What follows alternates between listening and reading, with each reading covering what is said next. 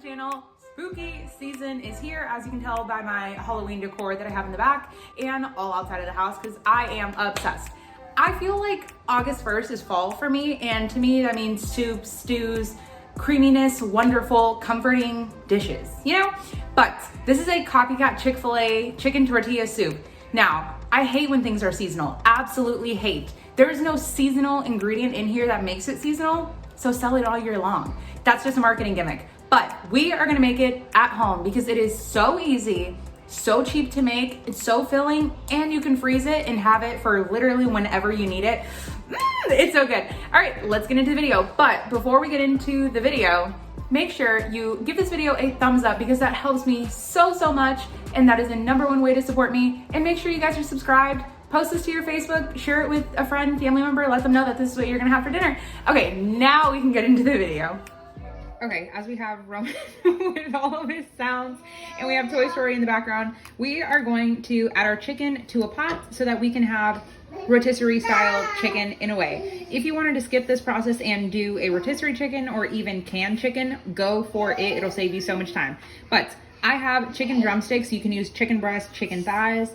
Personally, I think chicken breasts in soup are super dry, so I like to use dark meat.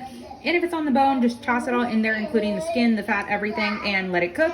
That way you get 2 out of 1. You get your chicken cooked, you get your bones that you can use for stock once again, and you get your nice chicken broth, which we're gonna use for the soup anyway.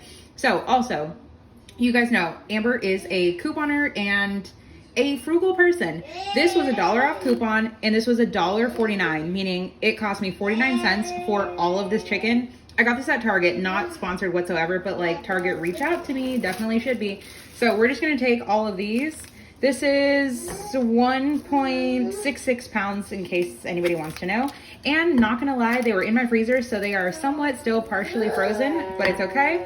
We're just gonna toss everything in there. We're gonna cover it with water and bring it up to a boil. Now we're just gonna bring this up to a boil and then down to a simmer, set the lid on it, let it cook for 20 minutes, and then we'll come back. In our big soup pot, our chicken is over here. You guys can't see cooking away, but why don't we start on the rest of the soup with my fall, y'all? I love this thing so much. If also, some of you guys have reached out to me wanting to send me little things either that you guys make or things that are just your favorite in the kitchen. I just email me and I will send you guys my P.O. box and we can get it cracking, and I'm so excited. But did I just say get it cracking? Who am I? Okay, I'm gonna add a little bit of my, I guess it's homemade because I made it at home, of some rendered out chicken fat. Whenever you guys, I also have a video on it, make your homemade chicken broth or chicken stock the way we are actually doing for this recipe here, you're gonna get a layer of fat at the top. If you were to pop everything in the refrigerator, of course not in a hot pan, transfer it to something else or even in a jar, you're gonna get the fat layer on the top. You wanna scrape that all off and put it in a little container like this. It will last you literally like months and months. So I'm using this because to me it bumps up the chickeny flavor and it's free, so why not use it? Then we're gonna add our onion. As you guys know, in my Ziploc bag, I always cook up my own onion. I always chop up my own onions because it makes dinner time so much faster. I'm gonna add what would be like 1 large onion. I really love onion, and we're gonna let this sweat for about like maybe 10 minutes, just until your girl finishes some dishes and I turn around and they're not burnt. Moral of the story is, don't let them go for too long without checking in on them. Okay, I feel like I need a little bit more. That's definitely like a medium onion. Your girl wants a large onion. Okay, that's perfect. Now we're just gonna let them go until they're like nicely light and caramelized. Whenever you add salt to something that is cooking out, can I crack this slowly while I talk to you guys? Let's see, maybe. I won't find out until we're editing. But whenever you add salt, it pulls out the moisture, and that is exactly what we want to create caramelization. We want everything to sweat out as much as possible. Then we're also gonna add some cracked black pepper, a tiny bit of paprika just for color. Remember, paprika has, in my opinion, no flavor, just specifically for color. Then a teaspoon of oregano. Oh, oregano smells so good. I don't know why I've been saying so for everything. Then a little bit of cumin. About a teaspoon and a half, or just as much as will come out. And the magic ingredient here, in my opinion, is taco seasoning. Now, I've always said, if you're gonna use any pre-made seasoning packet, a mix, however, make sure that you look for one that's either salt-free or reduced sodium, low sodium. So that way you're not paying like $1 and some change for, are they that cheap? I don't know. So you're not paying for your salt basically, because salt you can do at the house. So I'm gonna add about a we're gonna go for about a tablespoon of taco seasoning and then give it a mix. I always say you want to maximize flavor with toasting your spices. Your spices, you don't know how long they've been there. Even if you just bought them yesterday, they didn't get made. They didn't get made? Is that proper English? They weren't made yesterday. So you want to cook them out and let them hit that heat and just really bloom and open up the flavors. Okay, smells really good. Now remember, I'm working over a low... All right. We are working over a low heat so that nothing burns, because the worst thing you can do is, instead of caramelizing your spices, burning them. Nobody wants burnt spices because there's no coming back from that. Then I'm gonna add 5 cloves of some garlic just in my little press here. Then of course, same thing with the garlic, give it a stir. Next ingredient we're gonna add is just a 10-ounce can of diced tomatoes that has the green chilies in there. We're also adding it with the liquid because, once again, building flavor. And if there was anything stuck to the bottom of your pan, now you have just like the most flavorful juice ever. Scraping from the bottom. This already smells really, really good. Just like I always say, because the tomatoes came in a can. Also, why are these tomatoes super not vibrant? Is it just the brand that I bought? Whenever you have any canned tomato product, it doesn't matter what kind of tomato it is, you want to make sure that you let it, once again, just like the spices, hit that heat and bloom so you don't get any of that metallic-y metal taste. You want tomato flavor, not tin taste.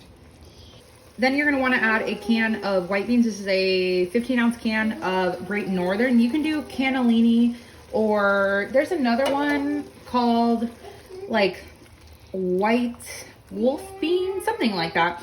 So we're going to add this. I just drained the can of beans. I slightly rinsed it, but not really caring too much. I just didn't want all of that extra liquid in there. Then we're also gonna add a can of black beans. Same thing, just gave them a slight rinse. So I went ahead and turned everything to low just to make sure nothing burns. Now, of course, we are gonna add heavy cream to this, which is in the end gonna make it creamy. But one of my little hacks, and if you did not want to add the cream and just, I don't know, go for a lighter look, then of course you could grab a potato masher. But I'm just gonna go in and I'm just gonna work kind of like on one section because I don't want everything to be mashed. Now, of course, could I have taken the full can with its liquid and juice and everything and blended them in the blender or the food processor? Yes. But do we feel like doing the dishes here? Absolutely not. So we can take a potato masher or the little spoon and just mash until our heart desires. It's just naturally going to cream everything up. As you can see, this is kind of like a darker color here, and we're starting to get slightly lighter because we are blending the beans. Then once you have them slightly mashed, we'll just give it another stir again. Then we can add our corn. You could either do 1 can of corn with the liquid drained, or you can just add a cup or more of some frozen corn, which is what I'm gonna do. Okay, that's a little bit more, but I love corn, so it's okay. Then we'll just fold this all in and of course wait for the corn to defrost. I was gonna say melt, but yeah, and then everything will slightly come together and you'll get a little bit more liquid from the corn. Now, if you wanted to make this vegetarian, or you wanted to set it aside for somebody who's vegetarian and you guys add your own chicken, I would stop right here. Well, once we add a couple more things, but then I would stop right here. You don't have to add any chicken, and it is incredible, like really, really good. But I am gonna add a little bit more salt. My beans, somewhat salty, but not salty enough for what we need, so a little bit more salt. Also gonna add a bit more taco seasoning. Remember, everything is up to a personal preference when it comes down to salt, pepper, every seasoning pretty much. Okay, then I'm gonna add, Roman has this toy going on in the background, so sorry if you guys can't hear me. We're gonna add a little bit of chicken bouillon powder. I'd say about a teaspoon. If you didn't want to add that extra crack of salt that I did, then I would just stick to the chicken bouillon. our soup is pretty much basically done, but we were just waiting for our chicken. I'm gonna go ahead and cut the heat. Now, in here we have two things, our chicken broth and our chicken. But of course, if you start to peel this, once you take it out and let it just sit on a plate, it is piping hot. So you want to wait for it to kind of cool. What I recommend, let's see if I can do this one-handed. What I recommend is taking them out, and once you, oh, what a fail. Once you take them out, give them like a couple of squeezes with your tongs so that way you can let out some of the heat, because even though sometimes it'll sit there for 10 minutes, the inside is boiling hot. To our beautiful pot of goodness here, we can add all of our pulled chicken. And of course, you can make it into smaller pieces or bigger pieces. It's just really up to you. Just give that a stir just to coat it in that flavor. Now remember, the chicken was bland. There was no salt, no pepper, nothing added. So we're just gonna coat it in all of this goodness. Then from our chicken boiling liquid, you could, of course, let this sit in the fridge, skim off the little layer of fat. I do not strain it out for the little impurities. It's chicken, it just cooked out. So this is a little over 4 cups, and by 4 cups, I mean like 4 1/4. So it just depends how liquidy you want your soup to be. I added about 2 cups. I might add a little bit more, but we'll see. Now, of course, do not throw away this liquid here. This is like liquid gold. Now, our last step to making everything creamy. Typically, you guys see me like temper it, so adding the heavy cream to some of the liquid on the side, but your girl does not feel like doing that today, so it's okay. We're just gonna add about 1/2 cup of, it's about 1/4, and 1/4 of some heavy cream. You, of course, could do 1/2 and 1/2, but I think we are good. This is so good. Okay, now I'm gonna let everything just lightly heat back up again, and we'll come back.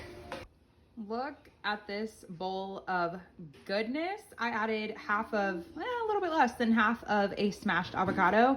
I'm gonna squeeze some lime juice and put some hot sauce. I am so ready